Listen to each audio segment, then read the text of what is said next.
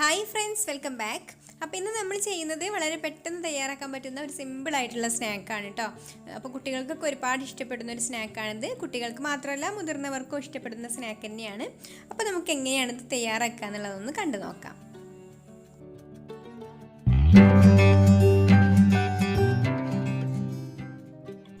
നമ്മൾ ഈ ഒരു സ്നാക്കിന് ഫില്ലിംഗ് ആയിട്ട് കൊടുക്കുന്നത് ഷവർമേൻ്റെ ഒരു ഫില്ലിംഗ് ആണ്. അപ്പോൾ ഞാനിവിടെ ക്യാരറ്റ്, കാബേജ്, ക്യാപ്സിക്കം പിന്നെ വലിയുള്ളിയൊക്കെ ഇതുപോലെ ചെറുതായിട്ട് അരിഞ്ഞെടുത്തിട്ടുണ്ട്. പിന്നെ ഇതിൽ നമ്മൾ കുക്കുംബറും തക്കാളിയൊന്നും ചേർത്ത് കൊടുക്കുന്നില്ല കേട്ടോ. കാരണം കുക്കുംബറും തക്കാളിയിലൊക്കെ വെള്ളം നന്നായിട്ട് ഇറങ്ങി വരും. അത്യാവശ്യം വെള്ളമുള്ളൊരു വെജിറ്റബിൾ ആണല്ലോ അതൊക്കെ. അപ്പോൾ അതിൽ നിന്നൊക്കെ വെള്ളം ഇറങ്ങി വരുമ്പോൾ നമുക്കിത് അത്ര പൊരിച്ചെടുത്ത് കഴിഞ്ഞാൽ അത്രയ്ക്ക് അങ്ങ് ടേസ്റ്റ് ഉണ്ടാവില്ല. അപ്പോൾ കുറച്ച് ഡ്രൈ ആയിട്ടുള്ള വെജിറ്റബിൾസൊക്കെ ഇതിൽ ചേർത്ത് കൊടുക്കുക. ഇനി നമുക്കിതിലേക്ക് അല്പം ഉപ്പും അല്പം കുരുമുളക് പൊടിയും കൂടെ ചേർത്ത് കൊടുത്തിട്ട് ഒന്ന് നന്നായിട്ട് അങ്ങ് മിക്സ് ചെയ്തെടുക്കാം. ഇനി ഞാനിതിലേക്ക് ചിക്കൻ ഇതുപോലെ ഉപ്പും കുരുമുളക് പൊടിയൊക്കെ ഇട്ട് വേവിച്ചെടുത്തിട്ട് ഇതുപോലെ ചെറുതായിട്ടൊന്ന് പീസാക്കി എടുത്തിട്ടുണ്ട്. അതും കൂടെ ഇട്ട് കൊടുത്തിട്ട് ഒന്ന് നന്നായിട്ട് മിക്സ് ചെയ്തെടുക്കാം. അപ്പോൾ ഞാൻ ആ ഒരു ബൗളിൽ മിക്സ് ചെയ്തെടുക്കാൻ ബുദ്ധിമുട്ടായതുകൊണ്ട് വലിയ ബൗളിലേക്ക് മാറ്റിയിട്ടുണ്ട്.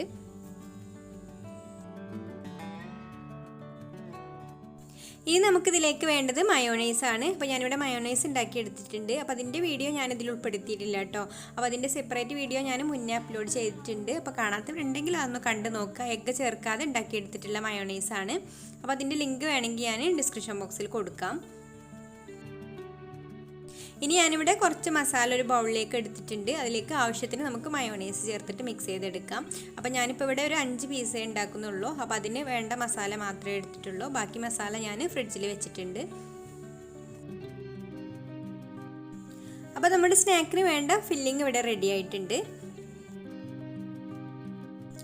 ഇനി ഞാനിവിടെ സ്റ്റൗ കത്തിച്ചിട്ട് ഇതുപോലൊരു ഇഡ്ഡലി പാത്രത്തിൽ അല്പം വെള്ളം വെച്ച് കൊടുത്തിട്ടുണ്ട്. എന്നിട്ട് ഇതുപോലൊരു തട്ടും കൂടെ അതിൻ്റെ മുകളിൽ വെച്ച് കൊടുക്കാം.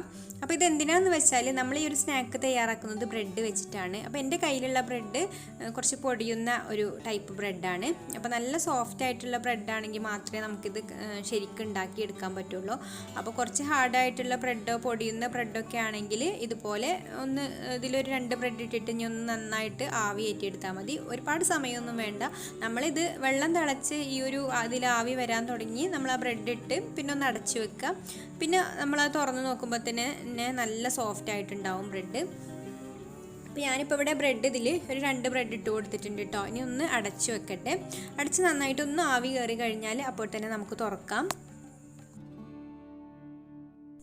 ഇപ്പോൾ ആവി കയറി നല്ല സോഫ്റ്റ് ആയിട്ടുണ്ട് കേട്ടോ ബ്രെഡ്. ഇനി നമുക്ക് ഇതിൽ നിന്ന് എടുക്കാം. അപ്പോൾ എടുക്കുമ്പോൾ പൊട്ടി പോവാതെ സൂക്ഷിക്കണം കേട്ടോ. ഇതുപോലെ പതുക്കെ കൈയൊന്നും പൊള്ളാതെ എടുത്തിട്ട് മാറ്റി വെക്കുക. ഒരുപാട് സമയം വെക്കരുത് കേട്ടോ. അപ്പോൾ ഇതിൽ വിയർപ്പൊക്കെ തട്ടിയിട്ട് ബ്രെഡ് നനഞ്ഞ് കുതിർന്ന് പോവും. അപ്പോൾ ഒരു 10 സെക്കൻഡ് മാത്രം വെച്ചാൽ മതി. അപ്പോഴേക്കും നല്ല സോഫ്റ്റ് ആയിട്ട് വരും. അപ്പോൾ നമ്മൾ ഒന്ന് അടച്ച് തുറക്കുന്ന ആ ഒരു ടൈം മാത്രം വെച്ചാൽ മതി. ഇപ്പോൾ ഞാനിവിടെ ഈ ഒരു 2 ബ്രെഡും നന്നായിട്ട് ആവി കയറ്റി എടുത്തിട്ടുള്ളതാണ് കേട്ടോ. ഇനി നമുക്ക് ഈ ഒരു ബ്രെഡ് എടുത്തിട്ട് നല്ല സോഫ്റ്റ് ആയിട്ടുള്ള ബ്രെഡാണെങ്കിൽ ഇങ്ങനെ ചെയ്യേണ്ട ആവശ്യമില്ല കേട്ടോ. അത് ഞാൻ ആദ്യം തന്നെ പറഞ്ഞുതരാം. എൻ്റെ അടുത്തുള്ള ബ്രെഡ് ഇപ്പോൾ കുറച്ച് പൊടിയുന്ന ഒരു ടൈപ്പ് ബ്രെഡ് ആയതുകൊണ്ട് മാത്രമാണ് ഞാൻ ചെയ്യുന്നത്. ഇനി നമുക്കിതിൻ്റെ നടുക്ക് ഇതുപോലെ ആ ഒരു ഫില്ലിങ് വെച്ച് കൊടുക്കാം. ഫില്ലിങ് സൈഡിലേക്കൊന്നും വരരുത് കേട്ടോ. ഇതുപോലെ നടുക്ക് മാത്രം വെച്ച് കൊടുത്താൽ മതി. ഇനി നമുക്കിതിൻ്റെ മുകളിൽ അല്പം ടൊമാറ്റോ കെച്ചപ്പും കൂടെ ഒഴിച്ചു കൊടുക്കാം. എന്നിട്ട് അതിൻ്റെ മുകളിൽ അടുത്ത പീസ് ബ്രെഡ് വെച്ച് കൊടുത്തിട്ട് ഇതുപോലെ ഒരു അടപ്പ് വെച്ചിട്ട് നമുക്കിതൊന്ന് കട്ട് ചെയ്തെടുക്കാം.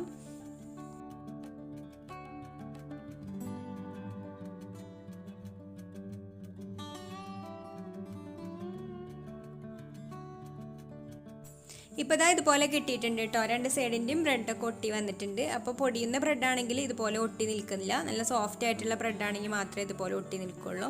അപ്പോൾ ചില ബ്രെഡൊക്കെ വാങ്ങുമ്പോൾ തന്നെ നല്ല സോഫ്റ്റ് ആയിട്ടുള്ളതായിരിക്കും. ഇനി നമുക്ക് ബാക്കിയുള്ളതും കൂടെ ഇതുപോലെ തന്നെ ചെയ്തെടുക്കാം.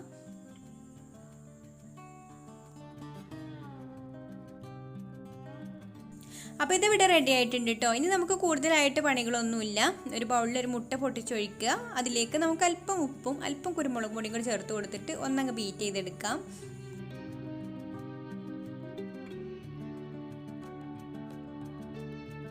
പിന്നെ മറ്റൊരു ബൗളിൽ കുറച്ച് ബ്രെഡ് ക്രംസും കൂടി എടുത്തിട്ടുണ്ട്. അപ്പോൾ നമുക്ക് ആദ്യം ഒരു പീസ് എടുത്തിട്ട് മുട്ടയിലൊന്ന് മുക്കിയിട്ട് ബ്രെഡ് ക്രംസിൽ ഇതുപോലെ ഒന്ന് കോട്ട് ചെയ്തിട്ട് എല്ലാതും അങ്ങോട്ട് മാറ്റി വെക്കാം.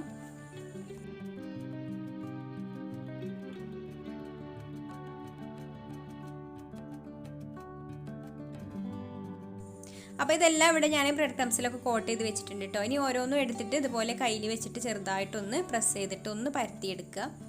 അപ്പോൾ ഇതുപോലെ ഒന്ന് പരന്ന് വന്നോളും. കുറച്ചും കൂടെ ഒരു വലുപ്പത്തിൽ വരും. ആ പൊങ്ങി നിൽക്കുന്നത് ഒന്നങ്ങ് പരത്തിയെടുത്താൽ മതി.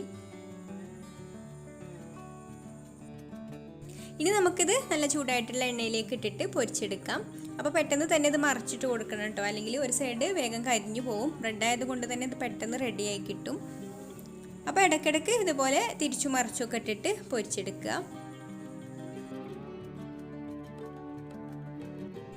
എന്നിട്ട് ഇതാ ഇതുപോലെ രണ്ട് സൈഡും ഒരുപോലെ കളറായിട്ട് വരുന്ന സമയത്ത് നമുക്ക് കോരിയെടുക്കാം. അപ്പോൾ നമ്മുടെ പൊരിച്ച ഷവർമ ഇവിടെ റെഡി ആയിട്ടുണ്ട് കേട്ടോ. അപ്പോൾ ഞാനിതൊന്ന് കട്ട് ചെയ്തിട്ട് കാണിച്ചു തരാം. അപ്പോൾ കുട്ടികൾക്കൊക്കെ ഒരുപാട് ഇഷ്ടപ്പെടുന്ന ഒരു സ്നാക്കാണിത്. കാരണം ഒരുവിധം കുട്ടികൾക്കൊക്കെ ഷവർമയൊക്കെ ഇഷ്ടമായിരിക്കുമല്ലോ. അപ്പോൾ എല്ലാവർക്കും ഈ ഒരു റെസിപ്പി ഇഷ്ടമായിട്ടുണ്ടാവുമെന്ന് വിചാരിക്കുന്നു. ഇഷ്ടമായിട്ടുണ്ടെങ്കിൽ ഒന്ന് ലൈക്ക് ചെയ്യുക, അതുപോലെ ഷെയർ ചെയ്യുക, നിങ്ങളുടെ അഭിപ്രായങ്ങളൊക്കെ കമൻറ്റ് ചെയ്യുക. പിന്നെ എൻ്റെ ചാനൽ സബ്സ്ക്രൈബ് ചെയ്യാത്തവരാണെങ്കിൽ ഒന്ന് സബ്സ്ക്രൈബും കൂടെ ചെയ്ത് സപ്പോർട്ട് ചെയ്യണേ. അപ്പോൾ ഇനി മറ്റൊരു നല്ല റെസിപ്പിയുമായിട്ട് അടുത്ത വീഡിയോയിൽ കാണാം. Thank you.